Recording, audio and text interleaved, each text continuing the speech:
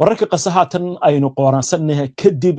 735 maalmood oo dagaal lagu sifeeyay dabargoyn Israa'iil ay ka waday marayka Gaza kaasi oo ka dhanaa shicibka Falastiiniyiinta iyo xabajoojintan cagaha adag aan ku taagnayn ee haatan jirta iyo bixitaanka ciidanka Israa'iil waxa lagu soo waramayaa 100,000 oo Falastiiniyiin ah inay ku soo qulqulayaan magaalada Gaza iyagoo dib ugu soo laabanaya guryahoodii ardadiiqaha ay ka dhigtay Israa'iil wasaaradda arrimaha gudaha ee Gaza ayaa ku dhawaaqday bilowga hawlgal lagu soo celinayo kala dambeynta halka kooxaha gurmadkuna ay wadaan baaritaano ballaaran oo lagu raadinayo dadkii maqnaa raq iyo ruux iyo meydadka dad kale oo laga soo saarayo goobaha ciidanka Israa'iil ay ka baxeen واتهاي حق إسرائيل هدي أنو قرآن سنو وربعينتا إسرائيل أجا شاعة كقادة فافاين عصوبة وكسابسن ليسكا كودن بيستاهي محابيستا فلسطينيين تاهي لغوسي دينيو وجيغا كوبادا مقايبتا كوبادا يشيسكا إسويدارسيغا محابيستا أو دوان لغاري سيدا أي ورسي شبكة وركايا والا ليسكا كودن بيستاهي وحاوكا كوبين يهي إلا بقول سغاشن يشان محبوس وأي كجران kuwa ku xukuna dil ah kuwaasi oo 60 kamid ah ay ka tirsan yihiin dhaqdhaqaaqa Xamaas inta kalena ay ka tirsan yihiin ururo kale hay-adda sirdoonka gudaha Israa'iil ee Shinbet ayaa meesha ka saartay qiyaastii 100 magac oo horey loo soo jeediyay waxaana gebi ahaanba ay ka reebtay sidoo kale 25 maxbuus oo caan ah sabab hadalka loo dhigay amni magacyada la rabay waxaa kamid ah Marwan Barqouti Ahmed Saadaat iyo Hassan Salama oo ay Israa'iil u aragto sii deyntooda xariiqaas xogta xuquuqda aadanaha ayaa muujinaysa in ka badan 11,000 oo Falastiiniin ah wali ay ku jiraan xabsiyada Israa'iil waxaana kamid ah haween iyo carruur docda kale Israa'iil waxa la sheegay inaysan sii deyn doonin laba dhakhtar oo Falastiini ah oo lagu kala magacaabo Dr. Hussam Abu Safiya iyo Dr. Marwan Al-Hamas inkastoo qayb ay ka ahaayeen heshiiskan in lagu soo daayo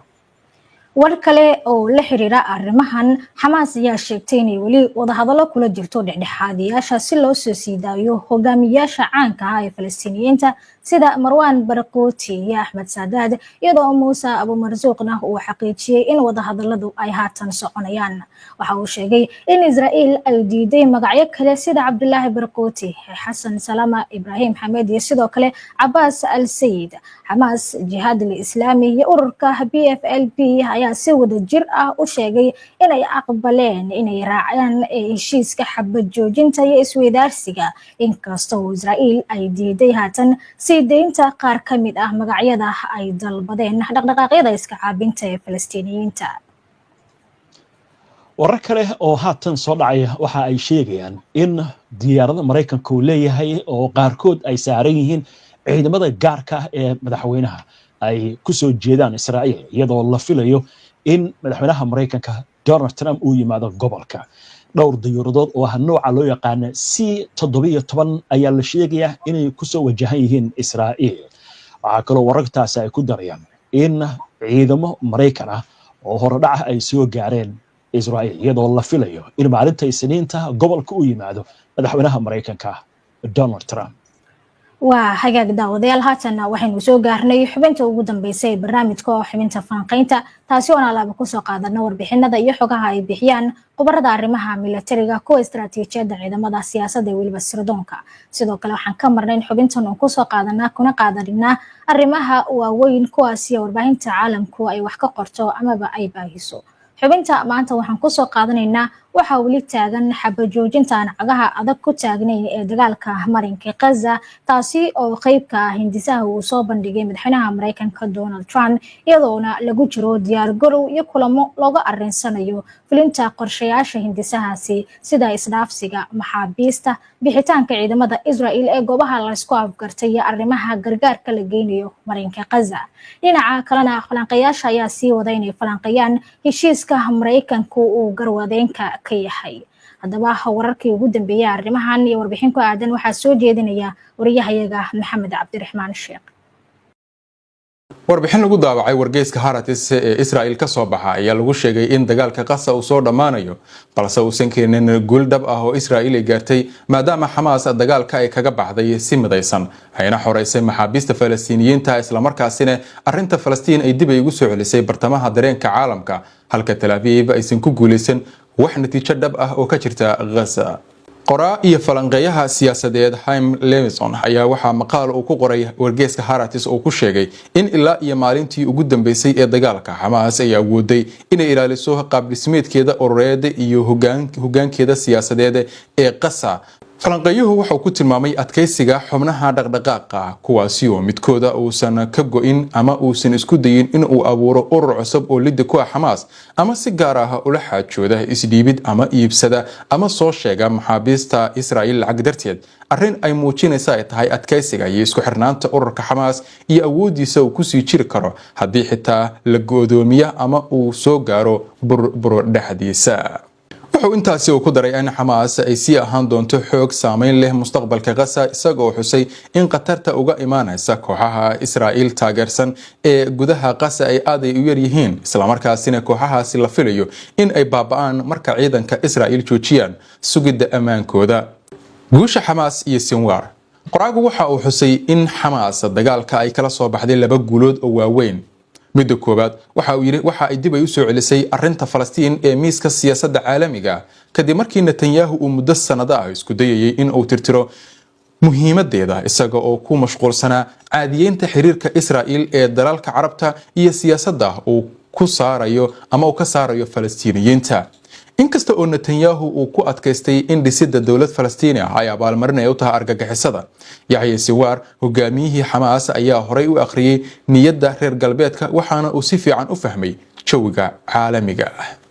weerarkii 7 Oktoobar 2023 iyo wixii ka dambeeyay Sinwar waxa uu ku guuleystay in uu malaayiin qof uu u gudbiyo rafaadka Gaza waxa uu soo jiitay dadyow dhan oo u hiliyay Falastiiniyiinta taasi oo sababtay in arrinta dhisidda dawlad Falastiini ah oo madax bannaan dib loogu soo celiyo ajandaha siyaasadda caalamka sida falanqeynta lagu sheegay. qoraagu wuxuu isbarbar dhigay xaaladaas iyo midda Netanyahu oo hadda wajahaya eedeymaha maxkamadda dambiyada caalamiga halkaas oo Israa'iil iyaduna ay ku noqotay mid diblomaasiyad ahaan la go'doomiyay gudaha reer Yurub isla markaasina sawirkeedii ahaa dawlad dhibana ah oo si weyn u dumay. sharciyada dhaqdhaqaaqa oo si adkaatay. Levinson waxa uu raaciyay in guusha labaad ee Xamaas ay tahay sii deynta boqolaal maxaabiis Falastiiniyiin ah oo ku xirnaa xabsiyada Israa'iil taasi oo muujisay tabardarrida maamulka Falastiin ee uu hogaamiyo Mahmoud Abbas iyo awood la'aantiisa uu ku fulin karo rabitaanka shacabka inkastoo uu si buuxda ula shaqeeyo dhinaca ammaanka ee Israa'iil. falanqeeyuhu waxa uu sharaxay in Xamaas ay heshiiskaasi ku muujisay in iyada oo aan ahayn maamul Falastiin ay tahay awoodda kaliya ee dib u soo celin karta maxaabiista iyo midda dhab ahaantii ka jawaabaysa dalabaadka shacabka. taasina waxa ay siinaysaa sharciyada weyn iyo taageero ballaaran oo bulsho inkasta oo dagaalku uu sababay khasaaro bini'aadantinimo oo aad u culus. guusha Xamaas ee ku aadan sii deynta maxaabiista ee ku xukumanaa xabsi daa'inka waxa ay fariin adag ay u diraysaa dagaalyahan kasta. qoraagu waxa uu sheegay in fariinta Xamaas ay tahay weeraro samee xitaa haddii lagu xukumo 100 sano ama xabsi daa'in waanu ku soo deyn doonaa. Qatar oo noqotay dhexdhexaadiye lama huraan ah sida uu sheegay Levinson dalka ka faa'iideystay dagaalkan waa Qatar kaasi oo xoojiyay kaalintiisa dhexdhexaadinimo ee lama huraanka ah oo noqday awood caalami ah oo muhiim ah. waxa uu yiri Israa'iiliyiintu waa ay ku celin karaan eedeynta in Qatar ay taageerto argagixisada kun jeer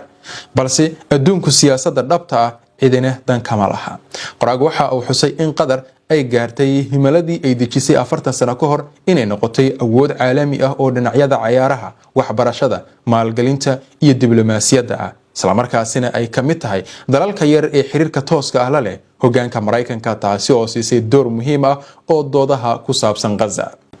inkasta oo Israa'iil ay leedahay awood ciidan oo aad u weyn haddana waa ay ku guul daraysatay in ay guulahaasi ay u bedesho natiijooyin siyaasadeed sababtoo ah nidaamkeeda siyaasadeed waa mid kala qaybsan oo aan awoodin in uu gaaro go'aano istiraatiiji ah. marka loo eego horumarka Qatar Israa'iil weli waxa ay taagan